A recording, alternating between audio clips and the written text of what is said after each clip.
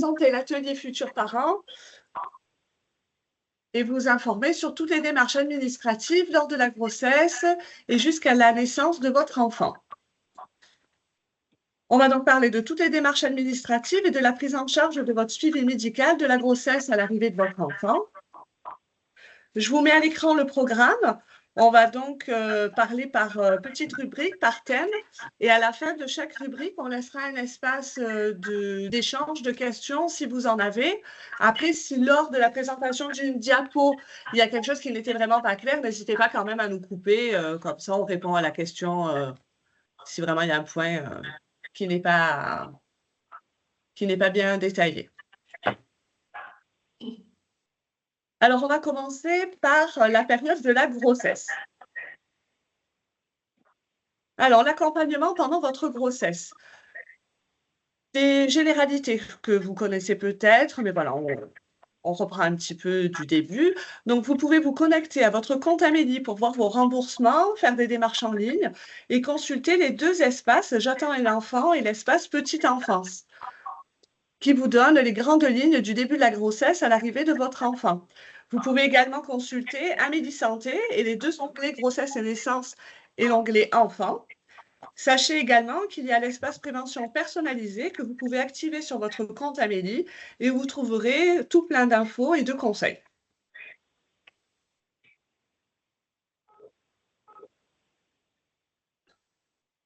Donc, vous avez la même chose du côté de la branche famille. Sur votre compte CAF.fr, vous avez la possibilité de consulter vos paiements, d'effectuer vos démarches en ligne, de nous contacter par mail, la possibilité de prendre un rendez-vous aussi. Excusez-moi. Bonjour. Bonjour. Sur les diapos, moi je suis par téléphone en fait, je suis pas. Donc du coup la présentation, j'ai pris le lien qui était associé au SMS. Là vous étiez sur les diapos 5 et 6, c'est ça? On est sur. Là je suis passée, je vais commencer la diapo 7.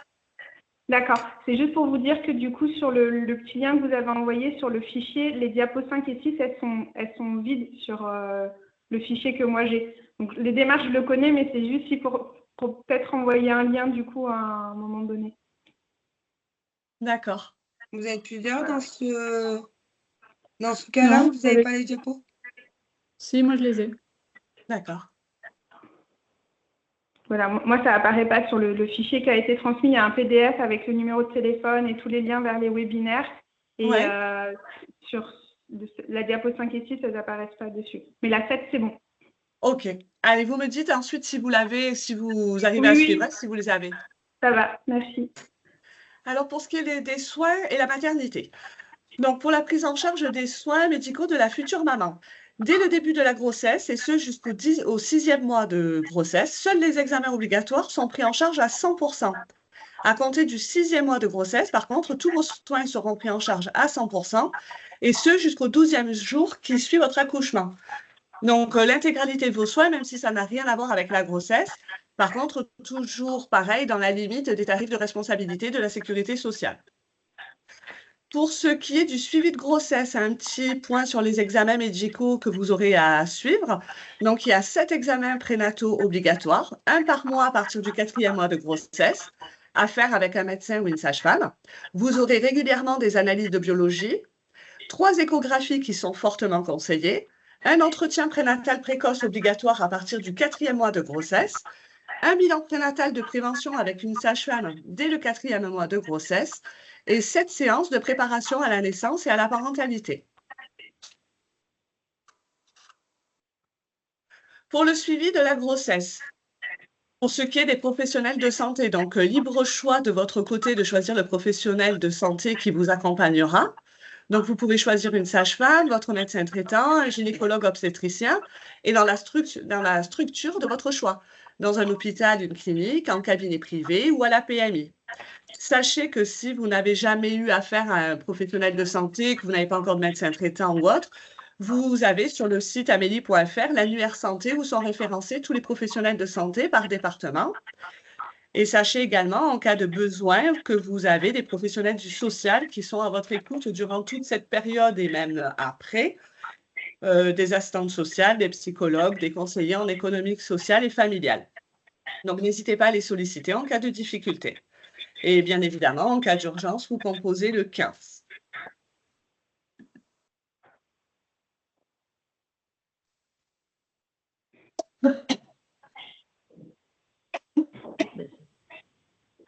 C'est bien qu'on soit enregistré, mais ce serait bien d'entendre des gens. Un petit point sur le dispositif de la sage-femme référente. Sachez que vous pouvez désigner une sage-femme référente avant la fin de votre 5e mois de grossesse. Elle assurera un suivi de la maman et du bébé jusqu'à votre 14e semaine après l'accouchement. Elle est là pour vous guider dans votre parcours de soins en lien avec votre grossesse. Elle vous informe sur votre suivi médical, celui de bébé dès qu'il sera présent, sur vos droits et démarches, et elle fait le lien avec la maternité.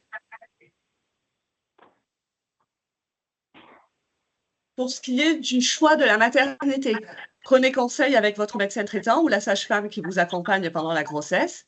Ayez quand même à l'esprit de choisir la structure où vous désirez accoucher en fonction de votre situation médicale et des complications éventuelles qui peuvent subvenir pendant la grossesse. Le choix en fonction des services proposés par la structure hospitalière et par la proximité par rapport à votre domicile. Il faudra également que vous preniez rendez-vous avec un anesthésiste, mais du coup, ce sera le professionnel de santé qui vous accompagne, qui vous dira le moment opportun pour prendre ce rendez-vous.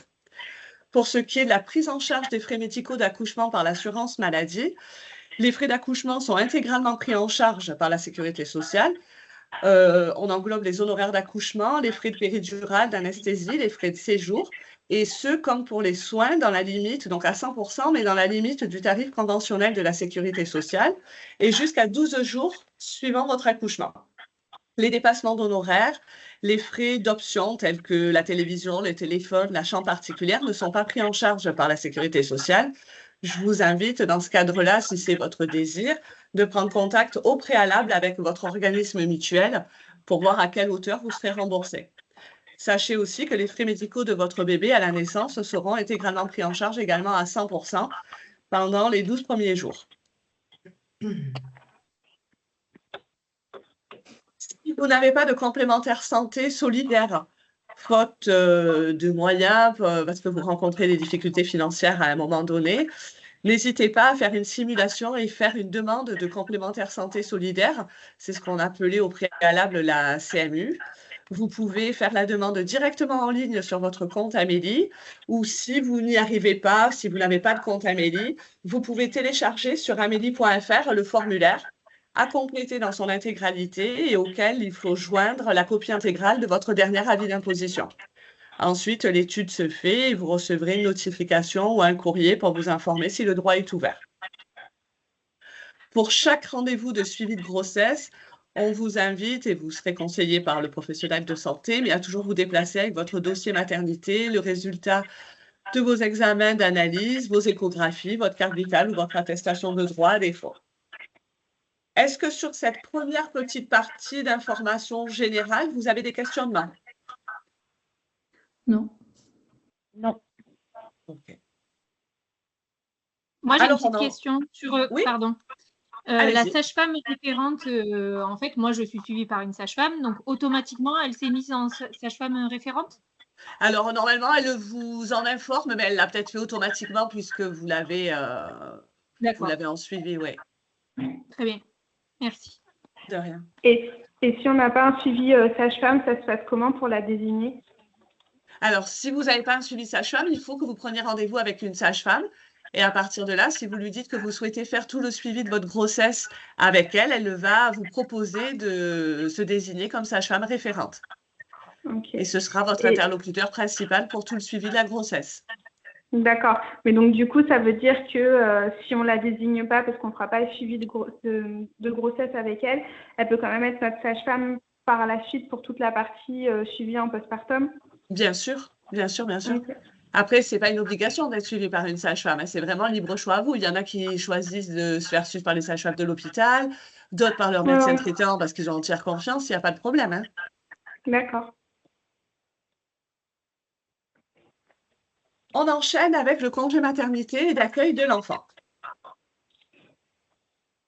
Alors, la durée du congé maternité, elle est indiquée sur votre calendrier de maternité que vous recevrez suite à l'envoi de votre déclaration de grossesse à la caisse primaire d'assurance maladie. Sachez que vous devez déclarer votre grossesse côté Sécu et côté CAF.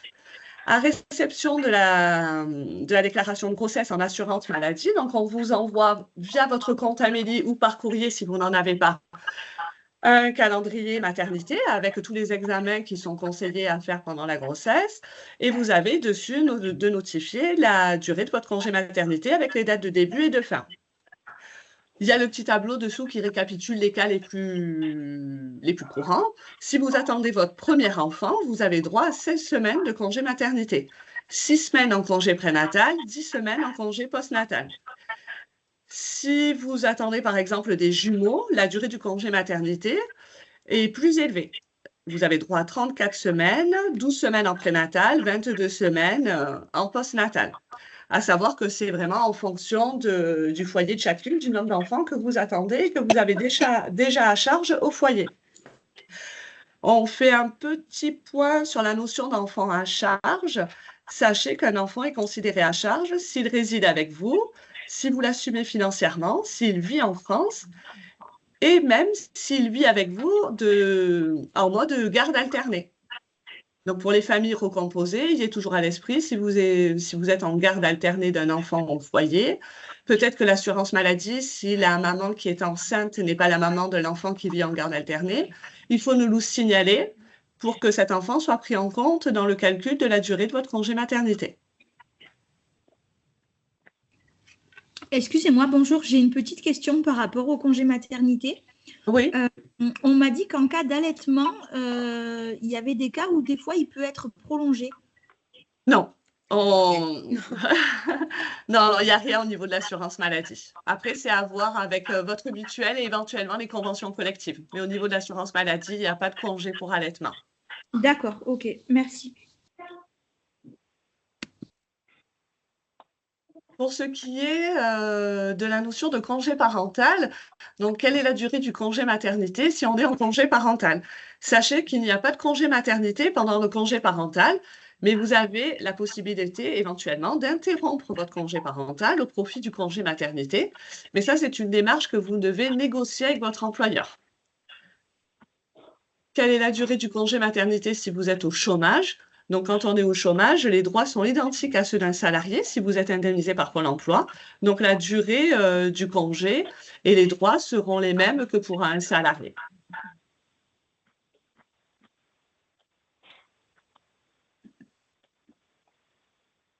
Le congé maternité avant la naissance. Donc, à réception de la déclaration de grossesse, vous recevez donc votre calendrier avec vos dates de congé maternité, comme on l'a évoqué juste avant avec le tableau. Sachez qu'il est possible, si vous le désirez, de reporter une partie du congé prénatal sur le postnatal pour profiter jusqu'à hauteur de 3 semaines de plus en présence de votre enfant plutôt qu'avant. Vous pouvez demander à reporter donc une partie de votre congé prénatal sur votre congé postnatal. Ce report se fait sur prescription médicale de votre médecin. Il faut qu'il n'y ait pas de contre-indication médicale, bien évidemment, que vous soyez en capacité de continuer votre activité salariée. Vous pouvez demander le report en une fois pour une durée maximale de 3 semaines ou sous la forme d'un report d'une durée fixée par votre médecin, mais que vous pouvez renouveler plusieurs fois dans la limite toujours de 3 semaines. Si vous souhaitez le faire, donc il nous faut un certificat médical et un petit courrier que vous adressez à la caisse primaire pour demander ce report. Si un arrêt de travail intervient pendant la durée de ce report, par contre, au premier jour de votre arrêt de travail, vous basculez automatiquement en congé maternité. Il est également possible d'avancer le congé prénatal. Donc là, c'est l'inverse. Pour une maman qui attendrait son premier enfant, elle a droit à 6 semaines en congé prénatal. Elle pourrait éventuellement bénéficier de 2 semaines supplémentaires qui sont donc déduites du congé postnatal. Il faut remplir certaines conditions. Il faut donc attendre un enfant et que vous ayez déjà au foyer au moins 2 enfants à charge ou que vous ayez mis au monde 2 enfants nés viables. Ou alors, vous pouvez avancer votre congé, avancer le congé prénatal, mais par contre de 4 semaines maximum si vous attendez des jumeaux. Donc, il faut être dans ces cases pour pouvoir demander à bénéficier du congé postnatal en avance.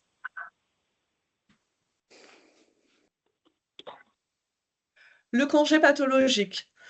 Si votre grossesse comporte des risques ou des complications, vous pouvez prétendre à un congé pathologique qui qui se résume en un arrêt de travail prescrit par votre médecin. La sage-femme ne peut pas vous prescrire le congé pathologique dès lors que votre grossesse a été déclarée. Donc, vous avez droit à votre durée de congé maternité, donc 16 semaines par exemple pour une maman qui attend son premier enfant ou son second, et vous pouvez bénéficier de 2 semaines supplémentaires en pathologie à tout moment de votre grossesse, du moment que la grossesse est déclarée à l'assurance maladie. Et ces 2 semaines sont payées au même titre que la maternité et non pas au titre d'un arrêt maladie. Donc c'est plus avantageux financièrement.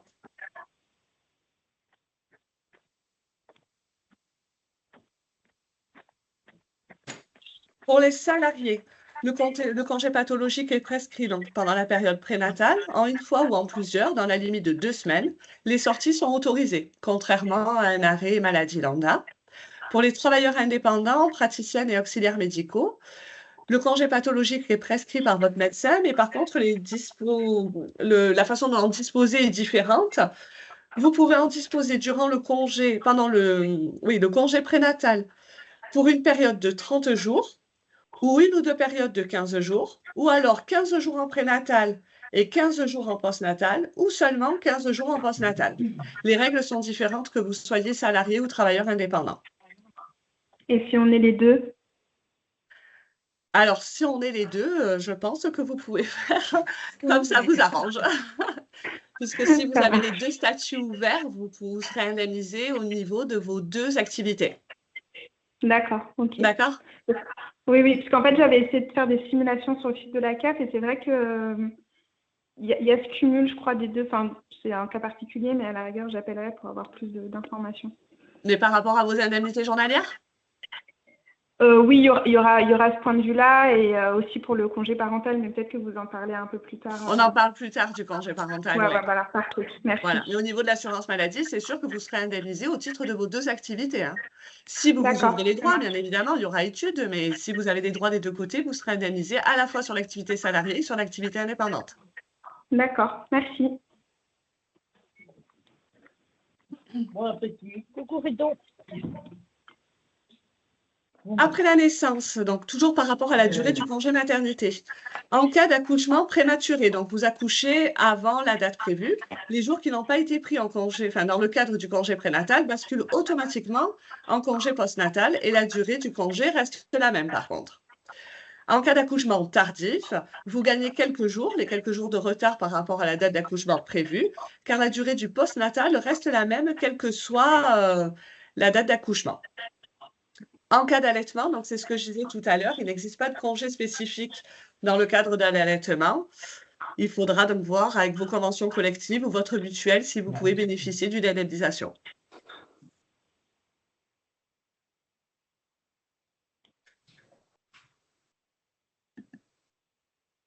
Alors, on en revient aux indemnités journalières. Donc, les indemnités journalières sont les sommes versées pour compenser donc, votre perte de salaire pendant votre congé maternité. Il y a des conditions à remplir pour y prétendre. Donc déjà, en tant que salarié, pour y prétendre, les conditions, il faut être assuré social depuis au moins 6 mois à la date prévue de votre accouchement et avoir cotisé au moins 150 heures au cours des 3 derniers mois qui précèdent le congé maternité, donc la date de début de votre congé maternité. Le calcul sera fait sur les 3 mois qui précèdent le congé maternité ou sur les 12 derniers mois si vous êtes en activité saisonnière, discontinue ou intérimaire. Si vous êtes salarié, vous n'avez aucune démarche à accomplir pour percevoir vos indemnités journalières. C'est votre employeur qui nous fera parvenir l'attestation de salaire dès le début de votre congé prénatal. Une petite info qui, de manière générale, pour les salariés, ne pose pas de problème, mais pour prétendre aux indemnités journalières, vous avez quand même un minimum de 8 semaines d'arrêt à effectuer. Si vous avez pour une personne qui attend son premier enfant, la durée du congé maternité est de 16 semaines, vous devez à minima vous arrêter 8 semaines. Sinon, vous ne pouvez pas prétendre au congé maternité. Le versement des indemnités journalières intervient tous les 14 jours à terme échu, durant toute la durée de votre congé maternité, et tous les jours de la semaine sont indemnisés, week-end compris. Votre employeur peut demander à maintenir votre salaire. Dans ce cas-là, on parle de subrogation. Les indemnités de la sécurité sociale sont versées à l'employeur qui vous verse votre salaire de façon habituelle en fin de mois.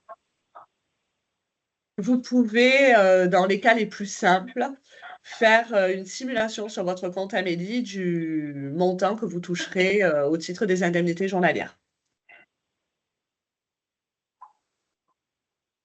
Si vous êtes au chômage, les conditions pour bénéficier des indemnités journalières sont d'être indemnisé par Pôle emploi ou alors l'avoir été ou avoir cessé son activité salariée depuis moins de 12 mois pour bénéficier d'un maintien du droit.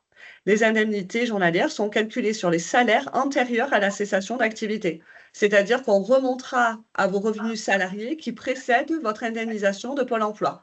On ne vous indemnise pas sur un calcul à partir de vos indemnités chômage.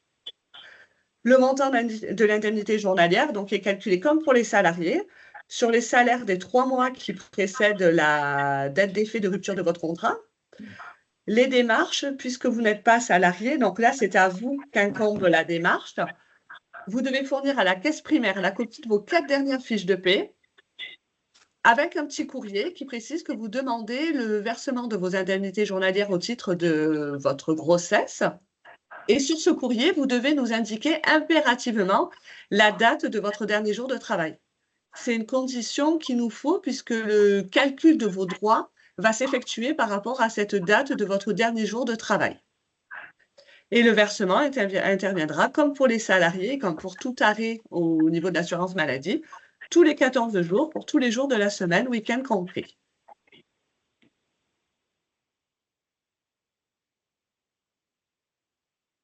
Pour ce qui est des conditions pour les travailleurs indépendants, les praticiens auxiliaires médicaux, les conjoints collaborateurs.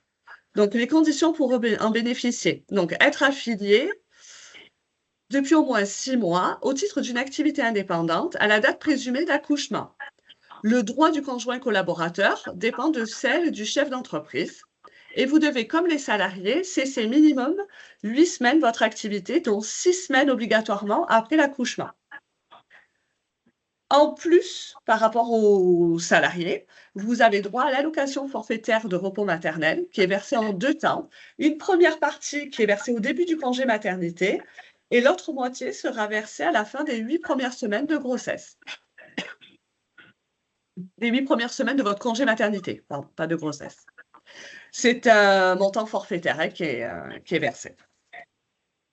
Est-ce que vous avez des questions sur ces petits points liés à l'indemnisation du congé maternité? Moi, j'avais une question. Je vais bientôt être en arrêt pour un congé pathologique. D'accord. Je suis indépendante et je voulais savoir combien de jours avant il fallait envoyer l'arrêt. Ben, l'arrêt, en fait, voilà, il faut que vous remplissiez le carnet destiné aux travailleurs indépendants. Et du coup, vous pourrez nous l'envoyer qu'à partir de votre premier jour d'arrêt. Vous ne pouvez pas anticiper un arrêt. D'accord. Mais du D'accord. coup, je l'envoie. Donc, il faut que j'aille sur le site des indépendants, c'est ça? Je l'avais noté. Il y a un petit livret, vous ne l'avez pas reçu en ligne avec votre calendrier maternité? Je ne crois pas, non. Sinon, sur le site Amélie Lié, il est en ligne, c'est un petit livret destiné aux travailleurs indépendants. Et dessus, vous avez une page par catégorie de prestations assurance maladie dans le cadre de la grossesse que vous souhaitez demander. Le congé maternité, le congé pathologique, le report éventuel du congé prénatal ou avancer votre postnatal. Vous avez une page par catégorie et vous remplissez la page adéquate à votre demande. Il y a la page congé paternité aussi, si votre conjoint, par exemple, est travailleur indépendant. Tout ce qui est indemnisation liée à la maternité dans le cadre d'une activité indépendante est regroupé dans ce petit livret et vous remplissez la page en fonction. Vous la faites compléter par votre médecin ou votre sage-femme. Mais c'est vrai que vous ne pouvez pas nous le faire en anticipé, même si vous savez que vous allez vous arrêter en pathologie, par exemple, 15 jours avant le début de votre congé maternité. Vous pouvez le faire qu'à la date vraiment officielle du début de l'arrêt. Ok. D'accord? En sachant que dans tous les cas, vous ne serez indemnisé qu'à 14 jours après. C'est toujours les 14 premiers, on attend toujours 14 jours. Donc, vous avez le temps de nous le fournir et après, en tant que travailleur indépendant, vous n'avez pas d'autres documents à nous fournir, on fait la remontée directement avec l'URSSAF. D'accord. Ok. D'accord? Ouais. Moi, Est-ce j'ai qu'il y une a question pareille sur Oui. le congé pathologique. Oui. C'est en fait le médecin le déclare comme un arrêt de travail classique ou Non, c'est vraiment un congé pathologique, hein, donc c'est lié à la grossesse. Il y a une case Oui. prévue à cet effet sur les arrêts. D'accord. Ok. Il faut vraiment, Très si bien. c'est lié à la grossesse, il faut vraiment le faire dans le cadre du congé pathologique. Vous avez droit qu'à 15 jours, donc c'est pas non plus toute la Oui. grossesse qui sera dans ce cadre-là, mais c'est 14 Oui. jours qui sont quand même indemnisés au même titre que la maternité, donc c'est beaucoup plus avantageux financièrement. Tout Ouais. à fait. Merci. De rien. Par contre, la sage-femme ne peut pas vous le prescrire, hein, c'est forcément le médecin. Oui, merci. Elle peut faire des. Oui, je disais que la sage-femme ne peut pas. La sage-femme peut vous faire des arrêts maladie, mais pas des arrêts dans le cadre du congé pathologique, pour faire la nuance. Est-ce qu'il y a d'autres questions? Non. Non, c'est On passe au congé paternité et d'accueil de l'enfant. Alors, le droit est ouvert à l'occasion de la naissance d'un enfant pour le père de l'enfant, quelle que soit la situation familiale, que vous soyez marié, pacsé, union libre, divorcé, séparé, au conjoint, au partenaire de Pacs ou à la personne qui vit maritalement avec la maman qui est enceinte, même s'il n'est pas le parent biologique de l'enfant. Et quel que soit le statut professionnel du conjoint, donc salarié ou travailleur indépendant. Le congé paternité et d'accueil de l'enfant dure 25 jours pour la naissance d'un enfant et 32 jours pour une naissance multiple. À ça, je ne sais pas si tout le monde en a connaissance, vous avez droit au congé paternité versé par la sécurité sociale et du moment que vous êtes salarié, vous avez droit également à 3 jours qui sont dus par l'employeur. Donc, vous prenez ces 3 premiers jours à partir de la naissance ou du lendemain de la naissance de votre enfant, les 3 jours de l'employeur, et vous accolez le congé paternité de 25 jours ou 32 jours en fonction du nombre d'enfants qui naissent à ce congé de 3 jours dû à l'employeur. Les deux se cumulent et sont accolés. Le congé paternité. Donc, il comporte une période obligatoire qui est à prendre suite au congé de naissance qui est dû par l'employeur.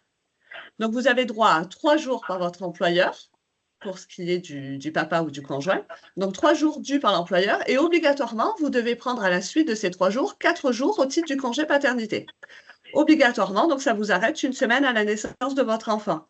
Et ensuite, le nombre de jours restants, vous pouvez le prendre soit d'affilée, donc enchaîner vos 25 jours de congé paternité, ou alors vous pouvez le fractionner en 2 parties d'au moins 5 jours pour la plus petite des parties. Et ce, dans la limite des 6 mois qui suivent la naissance de votre enfant. Pour les travailleurs indépendants, donc il n'y a pas ces 3 jours dus par l'employeur, bien évidemment, le papa ou le conjoint doit obligatoirement prendre 7 jours à la naissance de l'enfant. Et après, par contre, pour les travailleurs indépendants, le reste du congé paternité ou du conjoint, vous pouvez le fractionner en 3 fois, puisqu'au niveau des activités indépendantes, des fois, c'est difficile de s'organiser. Donc là, dans ce cadre-là, vous pouvez le fractionner 3 fois, mais pareil, la plus petite des parties doit être au moins égale à 5 jours. Et à prendre aussi au cours des 6 premiers mois de vie de votre enfant. Est-ce que c'est clair pour ça, pour le congé paternité? Moi, j'ai une question Ouais. à propos du fait que ce soit le père biologique ou pas, mais pour qu'il puisse prendre ces congés-là, est-ce qu'il faut qu'il déclare l'enfant? Alors, pour prendre, oui. Parce que pour être indemnisé au titre du congé paternité, donc pour les salariés, il nous faudra, je vais l'expliquer après, mais du coup, il faut informer son employeur des jours que vous souhaitez prendre, puisqu'il faut quand même l'avertir, l'employeur, pour qu'il s'organise au niveau de l'activité de l'entreprise.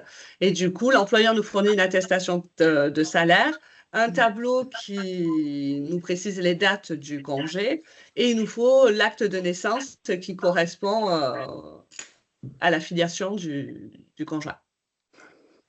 Après, là, on est dans le cadre du papa.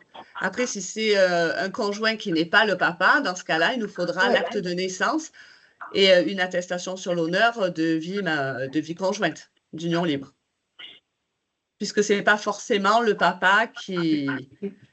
Voilà, C'est c'est pas ça. C'est que c'est pas le père biologique. Par contre, il va être là, quoi. Si vous vivez ensemble, c'est votre conjoint. Si vous êtes au même foyer, la personne qui partage votre vie a droit au congé d'accueil. D'accord. Vous voyez la nuance, Merci. c'est clair ou pas? Dites-moi. Hein. Oui, je le vois, ouais. Voilà. Ouais. Si c'est le papa, forcément, il faut le reconnaître. Il doit nous justifier parce que vous pourriez être séparés du papa, mais que lui demande quand même à faire valoir son congé paternité. Mais après, vous pouvez vivre avec quelqu'un qui n'est pas le papa, mais pour autant qui partage votre vie et qui va assumer toutes les pas les contraintes, mais la charge de l'enfant et vous assister. Dans ce cas-là, lui aussi a droit au congé paternité. Et concrètement, ce qui sous-entend que dans certains cas, il peut y avoir 2 personnes qui sollicitent le congé paternité et l'accueil de l'enfant. Le conjoint et le papa, si vous êtes séparés du papa. Ouais. D'accord? D'accord. Ouais. Très bien, merci. Moi, j'ai une question sur la période. En fait, mon mari, il a pris 2 semaines de congé autour de la date de naissance probable. D'accord. Donc, en fait, cette période de vacances, elle va sauter au détriment des 3 jours plus 4 jours obligatoirement. Obligatoires. Ah ben, donc, en fait, voilà, c'est ces congés qui vont passer en période récupérable. Pardon. Oui, en fait, il ne sera pas en congé, il sera en congé paternité. Très bien. Et il faut bien qu'il fasse modifier, puisque s'il ne prend pas ces 3 jours dus par l'employeur et les 4 jours imposés par l'assurance maladie, les 2 sont perdus. Hein. Vous ne pouvez pas les prendre plus tard. Donc, il perdrait au titre de l'assurance maladie. Déjà, il perdrait 4 jours, il lui resterait que 21 jours de congé paternité. Oui, mais comment il fait modifier ça? Eh bien, du coup, il informe son employeur qu'il va prendre son congé paternité à la naissance de son enfant, qui est prévu à telle date, puisqu'après, au jour près, on ne peut pas non plus en être sûr. Et il précise si c'est 2 semaines, alors il peut très bien prendre 2 semaines d'affilée de congé paternité et prendre la différence de jours à hauteur de 25 jours plus tard au cours des 6 premiers mois de vie de votre enfant. D'accord, donc ça ne se fait pas automatiquement. C'est vraiment à lui de dire je vais prendre cette période-là qui va être la période obligatoire de mon congé de naissance. C'est ça, tout à fait. Ok, très bien. Voilà.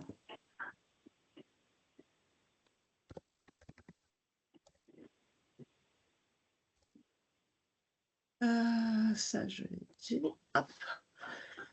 Alors, pour continuer, donc, bon, on en a plus ou moins parlé, mais du coup, pour la démarche par rapport à ce congé paternité, donc, il faut informer votre employeur. On conseille 1 mois avant pour que donc l'employeur puisse s'organiser au niveau de l'activité de l'entreprise. Vous informez l'employeur de votre désir de prendre, enfin le papa du moins ou le conjoint, de son désir de prendre son congé paternité à partir de donc, la naissance plus 3 jours, puisque vous avez donné 3 jours dus par l'entreprise. Vous pouvez l'informer au départ seulement des 4 premiers jours que vous êtes obligé de prendre et en parler plus tard au cours des 6 premiers mois de vie de l'enfant et de lui dire plus tard, je vais prendre telle période et telle période au titre de mon congé paternité. Vous n'êtes pas obligé avant la naissance de caler vos 25 jours avec l'employeur. Le tout, c'est de caler au moins les 4 premiers jours qui sont obligatoires. Une fois que vous informez l'employeur, lui nous fera suivre une attestation de salaire et le tableau, donc avec les dates de congé maternité que vous aurez convenues tous ensemble. Et le calcul de l'indemnité journalière sera identique au calcul du congé maternité, c'est-à-dire qu'on prendra en compte les 3 mois de salaire qui précèdent la durée du congé maternité, ou alors les 12 derniers mois si le papa est dans le cadre d'une activité saisonnière, intérimaire ou une activité discontinue. Pour les travailleurs indépendants, donc pour les papas et conjoints travailleurs indépendants, il n'y a pas de délai à respecter puisque c'est eux qui s'organisent. Il y a juste besoin de nous fournir les pièces justificatives, et donc c'est-à-dire le feuillet qui correspond à la demande du congé paternité qui est dans le livret destiné aux travailleurs indépendants et que vous avez en ligne sur amélie.fr. Après, si vraiment il y avait quoi que ce soit que vous ne trouvez pas sur le site, n'hésitez pas à nous solliciter, à nous faire un mail par le biais de votre compte Amélie, un courrier ou téléphoner au 36 46 et on vous l'envoie, il n'y a pas de problème. J'ai encore une question, pardon, sur le congé paternité. Oui. Et du coup, si je venais à accoucher avant, oui. Et que lui, il a averti que sa période normale de congé de naissance, elle était de telle date à telle date. Oui. Et il je suffirait. n'arrive pas à voir. Oui, Eh ben, dans ce cas-là, il faudrait qu'il prenne contact avec ton employeur en lui disant que tu fais la naissance plutôt que prévu de l'enfant, il Anticipe. décale et Ouais. il prend son congé paternité à partir de telle date, c'est-à-dire la naissance plus 3 jours dus par l'employeur et lui il enchaîne avec au moins ses 4 premiers jours obligatoires. 4 premiers. Ok. Ouais. Là, il y a Ok. forcément de la souplesse parce que personne n'est sûr d'accoucher à la date Oui. prévue. Hein. Voilà. Donc, pareil, en fait, même si, admettons, moi, je dois accoucher le 9 février et que j'accouche que le 11, si lui, il a dit à partir du 9 février, je Il ne peut suis pas en prétendre un congé. congé paternité si l'enfant n'est pas né. Donc, forcément, ça se décalera à la Mais naissance de donc, ça veut l'enfant. dire que là, aujourd'hui, il a pris ses vacances, mais il va dire à son employeur non, en fait, c'est pas mes vacances, c'est mon congé de naissance. C'est ça. Mais du coup, il va être obligé d'aller travailler tant que le bébé n'est pas né. Ah ben après, il peut très bien dire à son employeur s'il y a du retard sur l'accouchement, je serai en congé à partir de telle date, mais par contre, à partir de la naissance de mon enfant, je bascule en congé paternité. D'accord. Et là, il y a forcément une souplesse avec les entreprises. Vous les prévenez à l'avance pour qu'ils s'organisent. Si vous prenez que 4 jours, ça ne pose pas vraiment problème. L'employeur sait que forcément, le conjoint ne sera pas là à la naissance de son enfant, puisqu'il a déjà 3 jours dus par l'entreprise, plus 4 jours obligatoires par la Sécu. C'est surtout pour s'organiser en fonction du délai que va prendre le papa à la naissance. 4 jours, ou est-ce qu'il va prendre 15 jours, est-ce qu'il va prendre ses 25 jours d'affilée? C'est surtout ça qui est organisé. La date exacte, vous ne pouvez pas la prévoir à l'avance. De sûr, du moins, puisque vous ne savez pas à quelle date exactement vous allez accoucher. D'accord? C'est plus clair ou pas? Je sais plus, je crois. Vous nous entendez? Moi, je vous entends, hein, mais après, Bon. je sais pas. Oui, très bien. Ouais, ok. Oui. Le congé paternité et d'accueil pour les travailleurs indépendants. Donc, c'est comme pour les mamans dans le cadre d'une activité indépendante. Donc, le conjoint ou le papa doit interrompre son activité et les indemnités journalières seront calculées comme pour les mamans sur le revenu professionnel moyen cotisé au cours des 3 dernières années. Il n'y a rien à nous fournir. Du moment que vous êtes enregistré auprès de notre organisme en activité indépendante, on fait les remontées directement auprès de l'URSSAF. Le conjoint collaborateur, pour ce qui est du conjoint ou du papa, donc les conditions pour en bénéficier, donc c'est pouvoir percevoir une indemnité de remplacement pendant la durée du congé paternité, sous réserve de cesser toute activité professionnelle et de vous faire remplacer en tant que conjoint. Là, je parle conjoint collaborateur. Et le montant qui sera versé par la caisse est égal au coût réel du remplacement du conjoint collaborateur. Donc, je vous rappelle bien, toute demande, congé maternité, congé pathologique, report, modification de la date de la période de congé maternité, le congé paternité, tout ce qui concerne les travailleurs indépendants est regroupé dans le petit carnet qui est en ligne sur le site amélie.fr. Est-ce qu'il y a d'autres questions sur cette indemnisation, les modalités du congé paternité ou d'accueil de l'enfant? Non. Par contre, moi, je vais devoir bientôt vous quitter. D'accord. Parce que je retravaille à 14h. Et en fait, il y avait plein de choses qui m'intéressaient sur la suite. Dans la partie cap? Au niveau de la garde, au niveau de plein de choses qui viennent après. Ouais, vous voulez qu'on vous rappelle? Et je ne sais pas, oui, comment je peux avoir ces informations, ou alors si je peux accéder au... Parce que tout est écrit dans... J'ai feuilleté les pages que vous aviez là. Oui.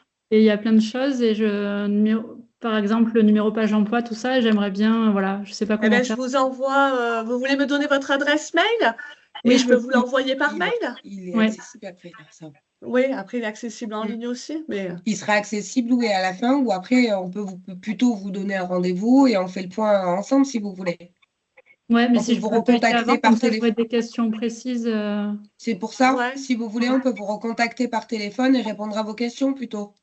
Oui, mais il me faudrait aussi que je puisse feuilleter ce que vous m'avez, enfin ce que vous passiez là pour pouvoir avoir des questions plus précises. Parce que ça, tout le monde y a accès. Il n'y a pas que nous. Oui. Ouais. Je vous fais un mail.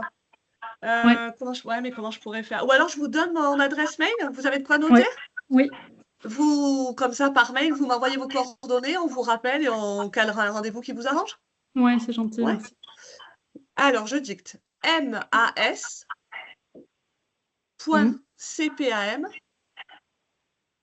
tiré du 6 gap Oui. arrobase assurance au singulier tiré du 6 à nouveau maladie.fr. Maladie.fr. Vous me faites un petit mail comme quoi Ouais. vous avez suivi le webinaire avec votre numéro de sécu et comme ça on vous rappelle et on cale un rendez-vous et je vous envoie par retour de mail déjà le diapo en entier. Ouais, super, je vous fais ça Ouais. tout de suite. Ouais. Allez, parfait. Merci. Bonne De rien. journée. Merci. Une bonne Bonne journée, au journée. revoir. Au revoir.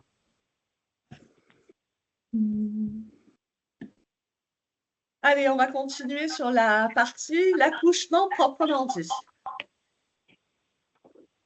Alors, pour ce qui est de la prise en charge des frais d'accouchement par l'assurance maladie, les frais d'accouchement et leur prise en charge donc varient d'un établissement à l'autre en fonction que vous choisissiez un hôpital, une clinique conventionnée ou non.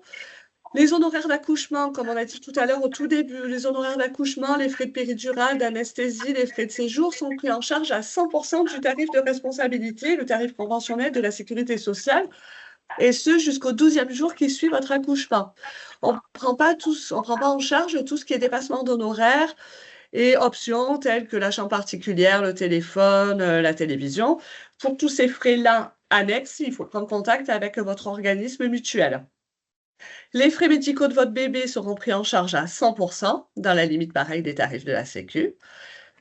Juste un petit point sur un nouveau dispositif qui est encore plutôt méconnu, qui peut en concerner certaines. Donc, c'est l'engagement maternité. Pour les femmes enceintes qui habitent à plus de 45 minutes de la maternité, peuvent bénéficier d'un hébergement temporaire à proximité de la maternité à l'approche du terme et bénéficier de la prise en charge de transport pour se rendre à l'établissement. Si vous pensez être concerné et avoir besoin de ce dispositif, je vous invite à prendre contact avec la caisse primaire un petit peu à l'avance pour qu'on vous renseigne, qu'on fasse bien un topo par rapport à votre situation personnelle.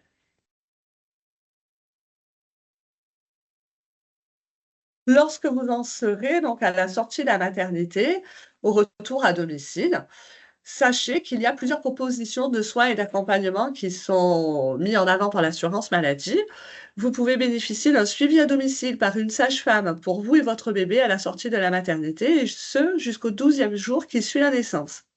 La sage-femme sera donc là pour faire le suivi de vos soins, pour vous conseiller, vous rassurer par rapport à la prise en charge de votre bébé. Vous pouvez prétendre à 2 séances de suivi postnatal avec une sage-femme en cas de besoin. Voilà, toujours pareil, l'occasion d'exprimer des difficultés sur l'allaitement, un baby blues, des questionnements. Donc, n'hésitez pas à faire cette prise en charge si vous en ressentez le besoin. La prise en charge de ces soins est à 100%, toujours pareil, jusqu'au 12e jour du congé, pas du tout, jusqu'au 12e jour qui suit l'accouchement. Vous bénéficierez aussi d'un examen clinique postnatal. C'est un examen obligatoire qui est à réaliser par un médecin ou une sage-femme dans les 8 semaines qui suivent votre accouchement. Vous le ferez où vous souhaitez, en cabinet, avec votre médecin, à l'hôpital, à la PMI. L'examen est également pris en charge à 100%. Vous pouvez bénéficier aussi d'un entretien postnatal avec une sage-femme ou un médecin entre la 4e et la 6e semaine qui suit votre accouchement. Là, par contre, ce n'est pas pris en charge à 100%, par Sécu, par mutuelle, au même taux qu'une consultation lambda, 70%. Et vous pouvez prétendre aussi, on vous le conseille fortement, aux séances de rééducation périnéale et abdominale avec une sage-femme ou un masseur, et ça, c'est pris en charge à 100%. Donc, n'hésitez pas à faire cette rééducation. Un petit point, sachez que le retour à la maison avec bébé, voilà. De manière générale, c'est positif, c'est que du bonheur, mais parfois, on peut rencontrer des difficultés, des inquiétudes, du stress. Donc, ne restez pas avec vos difficultés. Parlez-en à votre médecin, à la sage-femme qui vous accompagne, histoire que vous soyez prise en charge, rassurée et que vous profitiez pleinement de l'arrivée de votre bébé.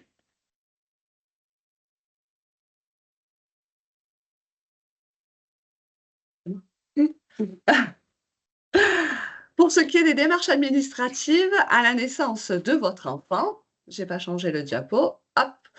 Donc, pour ce qui est des démarches administratives à l'arrivée de votre enfant, donc vous devez déclarer la naissance de votre enfant. Pour faire la déclaration côté CAF, donc vous vous rendez sur le site caf.fr et vous déclarez la naissance de votre enfant sur votre compte dans la rubrique Profil, consulter ou modifier. Voilà, vous pouvez joindre une pièce, joindre l'acte de naissance si vous le souhaitez. Niveau assurance maladie, vous vous rendez sur amélie.fr pour faire la déclaration de naissance de votre enfant. Dans l'onglet... Comment on fait? Moi, je fais des captures d'écran. Pardon? Donc, pour ce qui est côté assurance maladie, vous vous rendez sur votre compte Amélie et dans la rubrique Mes démarches, vous avez l'onglet Déclarer la naissance de votre enfant. Pour ce qui est du côté CEPAM ou du côté CAF, on vous invite à, lorsque votre enfant est né, faire la déclaration de naissance de votre enfant en mairie. Et une fois cette déclaration à l'état civil faite, attendre 2-3 jours au minimum avant de faire la déclaration de vos enfants sur le site caf.fr et amélie.fr.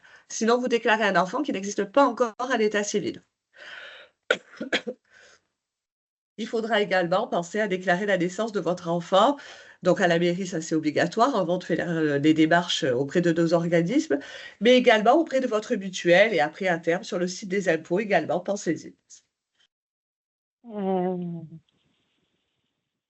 Excusez-moi, c'est dans quel ordre déjà? On va à la mairie, c'est ça? Vous accouchez et votre conjoint ou la maman, s'il n'y a pas de conjoint, déclare son enfant à l'état civil, à la mairie.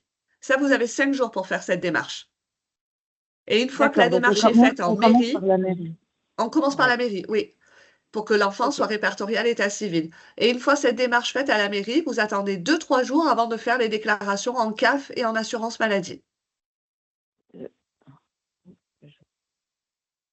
Est-ce que la déclaration à la mairie, on peut le faire en ligne?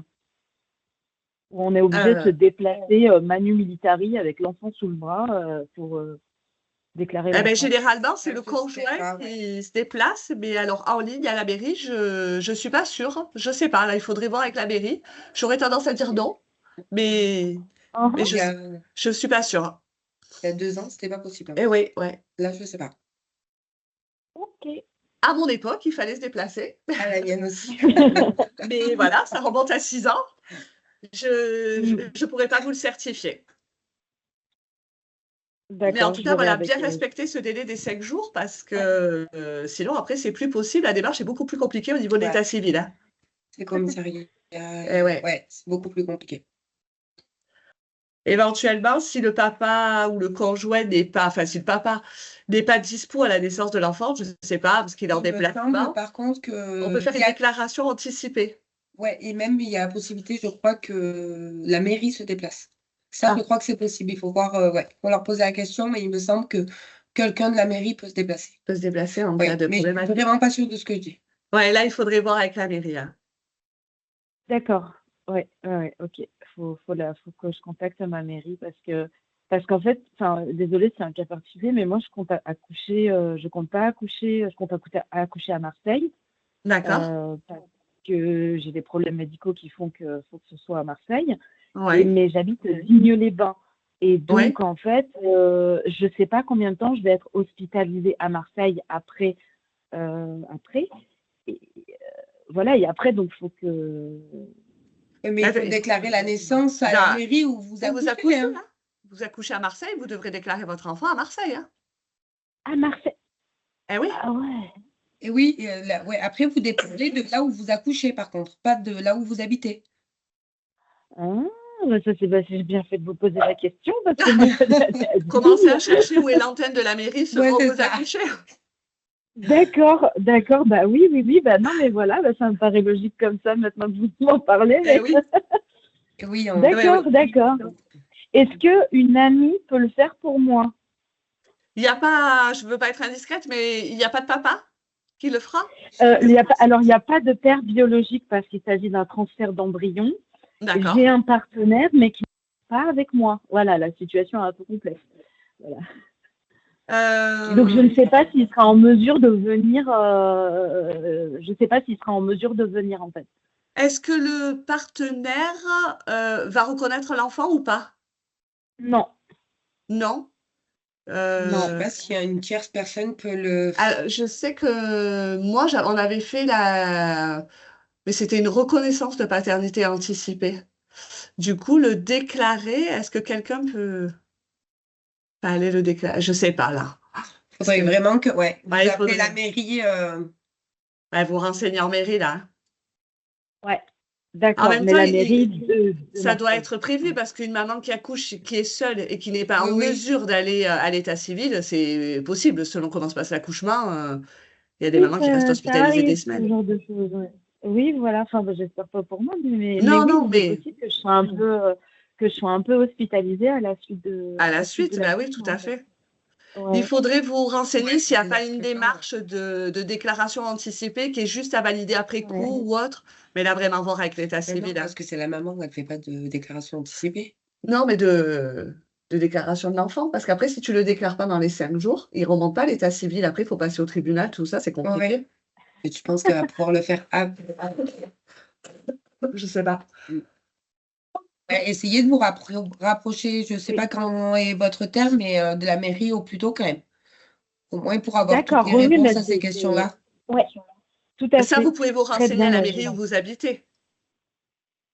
Ok, Oui, oui, parce que Même ça si sera du coup pareil. Oui. voilà, même si la démarche, vous devrez la faire à Marseille, mais au moins, vous connaissez les règles à respecter. d'accord, oui, oui, tout à fait. Très bien. Ah. Ben, Il merci faudrait qu'on se beaucoup. Là, renseigne c'est aussi. précieux. C'est très va le précieux ce noter. que vous venez de me donner comme information, là.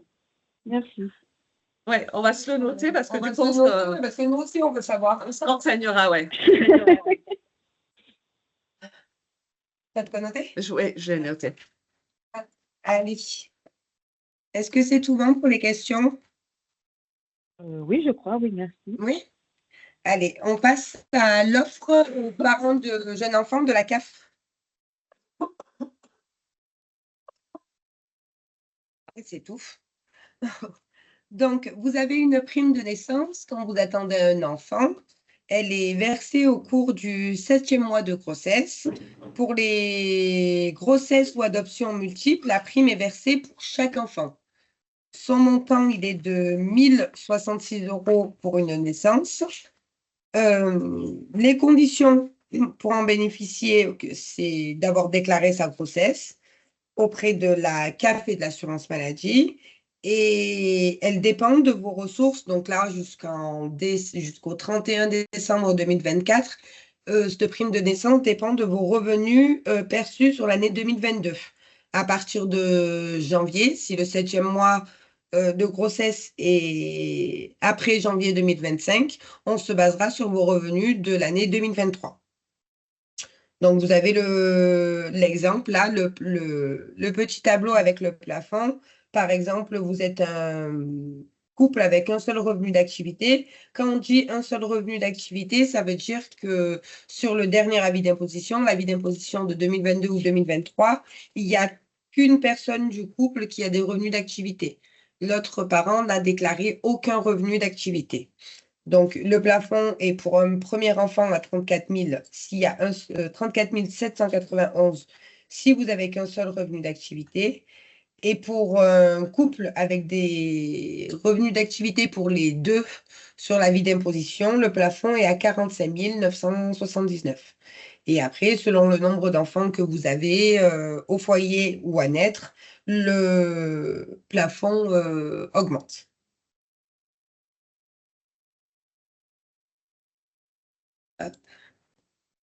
Ensuite, vous avez une allocation de base. L'allocation de base est versée lorsque l'enfant est né. Elle est versée tous les mois pour assurer les dépenses liées à l'éducation de votre enfant jusqu'à ses 3 ans.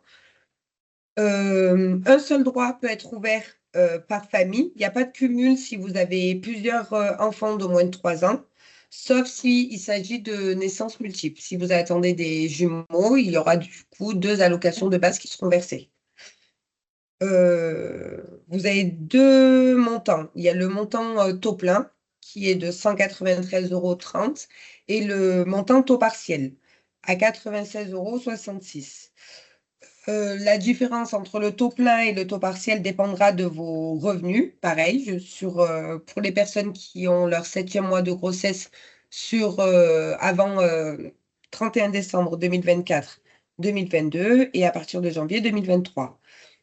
Vous avez les plafonds, pareil, que vous retrouvez également sur le CAF.fr, selon le nombre d'enfants que vous avez à charge et pareil, selon les revenus d'activité que vous avez sur les avis d'imposition.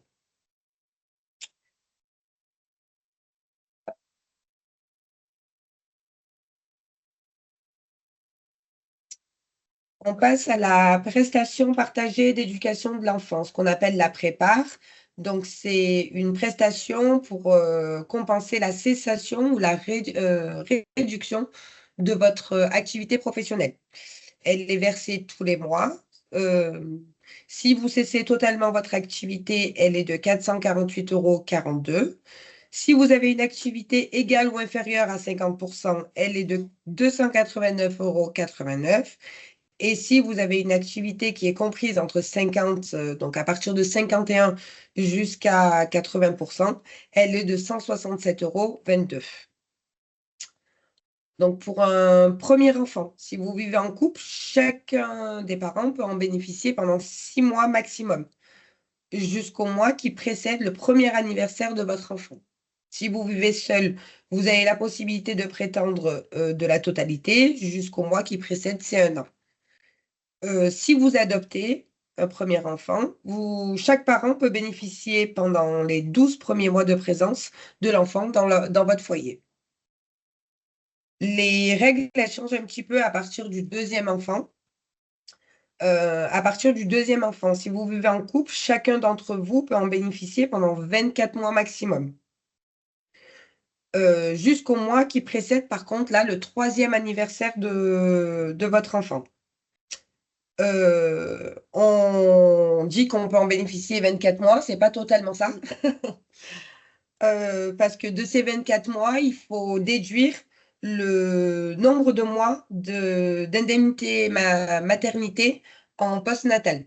Donc, je vous donne un exemple. Vous accouchez en janvier. Vous voulez prendre votre congé, vous accouchez en janvier, vous avez votre congé maternité jusqu'en mars.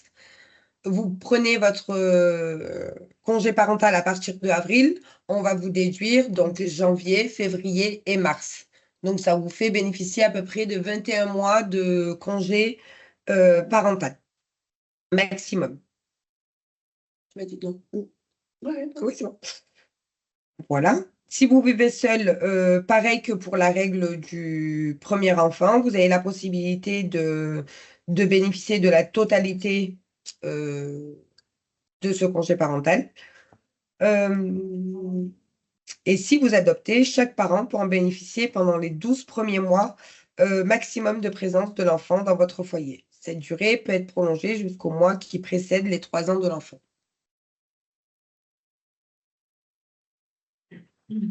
Sur ça, je sais que c'est un tout petit peu compliqué sur le deuxième enfant. Si jamais vous avez des questions, n'hésitez pas. Non, ça va?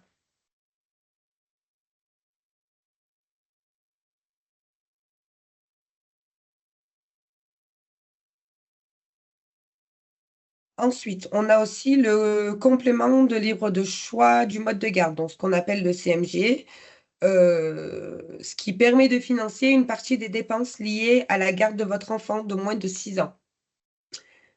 Par une instance maternelle agréée, par une garde à domicile, une association ou une crèche habilitée.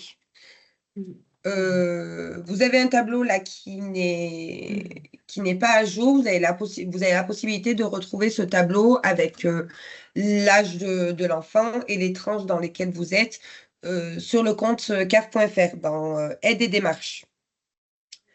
Selon le mode de garde que vous avez, le montant est différent. Oui, bonjour, monsieur Mahali. Oui, bonjour. C'est la résidence des saisonniers. C'était juste pour vous dire que le logement avait été validé et on vous avait envoyé le dossier locatif ce midi. Je ne sais pas si vous avez eu le temps de voir vos mails. Vous faudrait couper votre micro, madame, s'il vous plaît. Merci. C'est fait, on l'a coupé. Ouais, on l'a coupé du coup. Merci.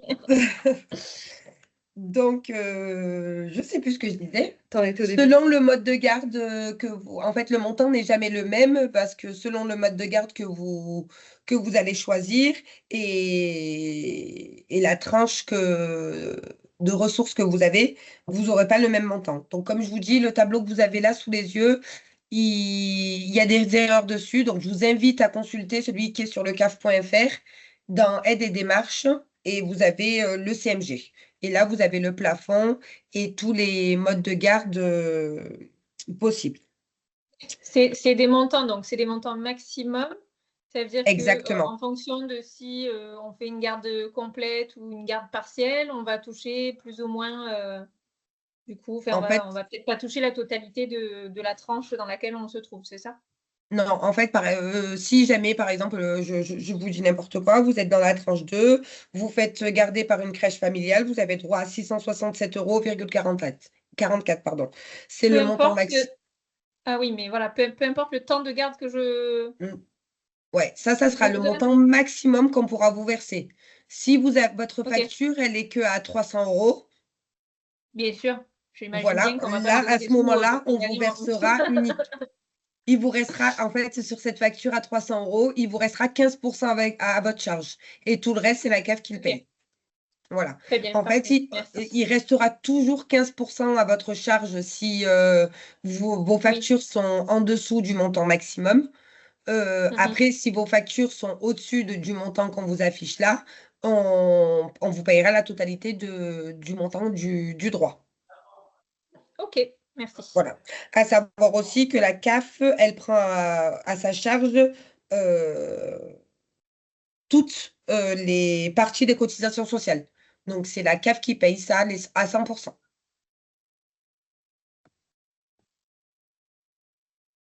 Excusez-moi, bonjour, j'ai une question. Je me demandais, est-ce que les aides de la CMG sont valables si on prend un congé parental? Je m'explique, j'ai une petite qui a 18 mois et j'attends mon deuxième pour mars. Et si je prends un congé parental, est-ce que les aides de la nounou pour ma première seront maintenues ou est-ce que, non, c'est pas possible? Si vous cessez totalement votre activité, il n'y a pas possibilité de faire le cumul des deux. Ok, d'accord. La prépare et le CMG ne sont pas cumulables s'il y a une cessation totale. Vous pouvez avoir les deux s'il y a une réduction d'activité, mais pas en cas de cessation totale. En cas de cessation totale, il faudra que vous fassiez un choix si vous souhaitez percevoir le CMG ou la prépare. Eh bien, le CMG, je pense que je n'aurai pas le choix que de reprendre le travail alors. Oui, en cas de cessation totale, c'est vrai que du coup, il n'y a pas de cumul. Ok, ça marche. Et du coup, deuxième question, je suis désolée, mais quand mes deux iront chez la nounou, la CMG, du coup, là, je perçois la CMG pour ma première. Pour ma deuxième, est-ce que le montant sera doublé ou est-ce que j'aurai que la même somme que j'ai là? Non, là, après, vous faites 2 demandes de CMG et du coup, vous aurez une CMG pour chaque enfant. Ça sera le même mode de garde? Oui, c'est la même nounou. Ça sera la même chose. Donc, vous l'aurez 2 fois du coup. Ok, d'accord. Mais parce que vous allez payer 2 fois aussi. Oui, ouais, je me rends bien compte. C'est ça. Hop. Ensuite, là, vous avez à l'écran, c'est le site de Page Emploi. Une fois que vous faites votre demande de CMG auprès de la CAF, nous, on a un lien avec Page Emploi. Page Emploi vous envoie un identifiant et un mot de passe pour pouvoir vous connecter chaque mois et pouvoir faire vos déclarations, ce qu'on appelle les volets sociaux. En fait, vous allez déclarer le montant que vous payez ou joindre vos factures et c'est ce qui permettra de faire le remboursement du mode de garde.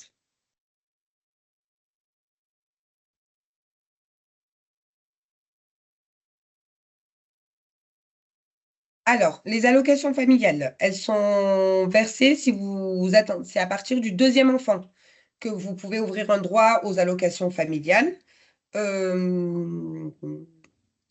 C'est sous condition de ressources.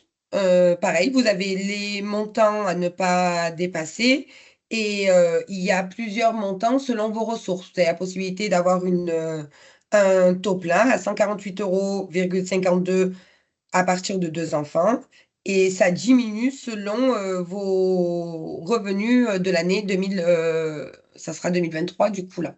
Vous allez toutes quasi accoucher en 2025, pardon.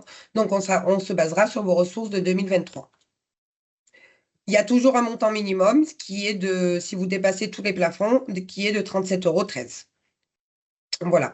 Après, vous avez une majoration pour les enfants de plus de 14 ans. Donc, selon le montant que vous percevez, vous avez la majoration de 74 € si vous avez un taux plein et elle diminue selon votre plafond de ressources.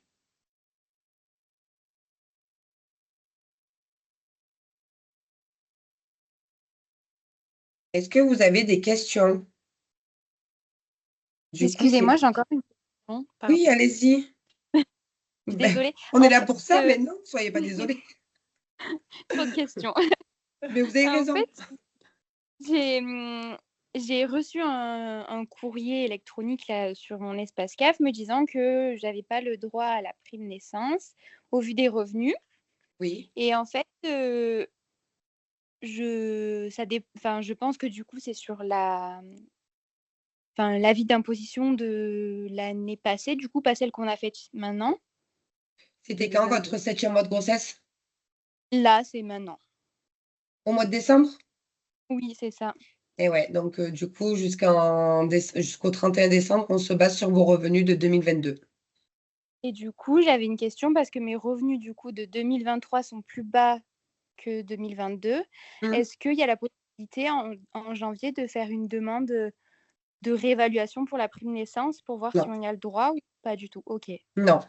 Non, parce que cette prime de naissance, elle est uniquement, en fait, elle est uniquement calculée sur votre 7e mois de grossesse. Si votre 7e mois, il ne changera pas, en fait, le 7e mois de grossesse, il sera toujours en décembre. Oui. Donc, on pourra uniquement calculer sur les ressources de 2022. En fait, en 2025, la seule chose qui changera pour vous, c'est que bébé va naître et on va calculer l'allocation de base. C'est votre premier bébé? Ce sera mon deuxième, du coup. Votre deuxième. Donc, du coup, on va calculer vos allocations familiales et l'allocation de base sur les revenus 2023. Mais là, étant donné que le 7e mois est sur décembre, non, on ne pourra pas réévaluer. D'accord, ok, ça marche. Merci. Ouais, là, c'est le pas de chance là pour un mois, du coup. Pour un mois, c'est dommage. Ouais. Mais il n'y aura pas possibilité de revenir dessus parce que cette prime de naissance est calculée uniquement sur le 7e mois. Ok, d'accord, merci. Je vous en prie. Pas d'autres questions? Bonjour, moi j'ai une question. Bonjour, oui. En fait, je suis travailleuse indépendante et je voulais savoir si donc je peux aussi avoir le congé parental, mais sachant comment justifie que je diminue de 50% par exemple mon activité. C'est une attestation sur l'honneur. Ok, donc une attestation sur l'honneur comme quoi je me mets à mi-temps par exemple et je pourrais prétendre au congé parental. C'est ça. Si vous diminuez uniquement votre activité, vous allez sur votre compte CAF.fr, vous imprimez le formulaire de prépare et en deuxième partie, vous avez la partie à faire compléter par l'employeur normalement quand on est salarié. Là, c'est vous qui la complétez et vous attestez sur l'honneur que vous réduisez votre activité à 50%. Il n'y a qu'en cessation totale où vous êtes obligé de mettre en sommeil votre activité. Mais si c'est une réduction d'activité, une attestation pour l'honneur suffit. Ok. Et en nous précisant bien, les dates de début, dates de fin. Ah oui, voilà, c'est ça. Mais du coup, est-ce qu'il y a des mois minimum en fait à respecter? Eh bien, c'est votre premier enfant? C'est mon deuxième. Deuxième. Donc, c'est dans la limite de ces 3 ans. Oui, d'accord, ok. Mais est-ce que je peux prendre... C'est possible, par exemple, de prendre qu'un an ou pas du tout? Ah oui, bien sûr, vous faites comme vous voulez. Comme je vous disais, il y a uniquement... En fait, vous avez la possibilité de bénéficier de 24 mois, moins les indemnités mater. Donc, c'est à peu près, premier, deuxième enfant, c'est à peu près les 3 mois. Donc, vous avez la possibilité de bénéficier maximum de 21 mois. Ok, super. Voilà. Génial. Donc Bon, après, bah, si vous merci voulez beaucoup, prendre en tout moins, cas. vous pouvez prendre moins. Il nous suffira uniquement de nous indiquer la date de début et la date de fin. Et tous les 6 mois, vous allez avoir un petit courrier qui s'envoie automatiquement. C'est un petit courrier de contrôle, à savoir si vous êtes toujours en activité à 50% ou si vous avez repris. Ou voilà. C'est un courrier automatique qui est envoyé tous les 6 mois. Ok, super. Bah, Voilà. merci beaucoup. Mais oui, il n'y a pas de problème.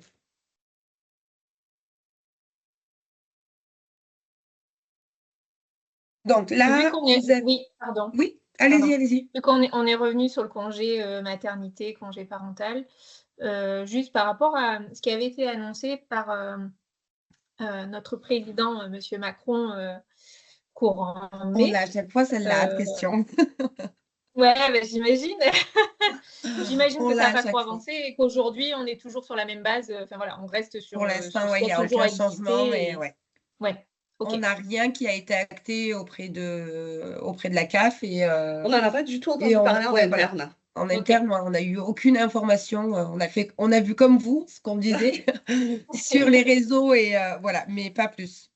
Ok, très bien. Voilà, Merci. mais pour l'instant, non, il n'y a aucun changement. Merci. Je vous en prie. Donc, vous avez là les différents modes d'accueil. Donc, vous avez la possibilité d'avoir des accueils collectifs. Donc, c'est tout ce qui est crèche, micro-crèche et jardin d'enfants. Vous avez des accueils semi-collectifs, donc c'est les crèches familiales et les maisons d'assistantes maternelles. Et ensuite, les accueils individuels où vous retrouvez les assistantes maternelles agréées et les gardes d'enfants à domicile.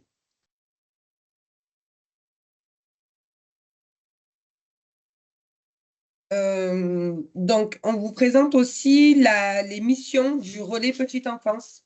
Les relais petite enfance, en fait, pour les parents, elles ont comme mission de les accompagner dans la recherche d'un mode d'accueil, de les soutenir dans leur fonction d'employeur. Quand vous faites garder votre enfant et que vous faites une demande de CMG, vous devenez employeur, et de les accompagner, de les soutenir dans la parentalité.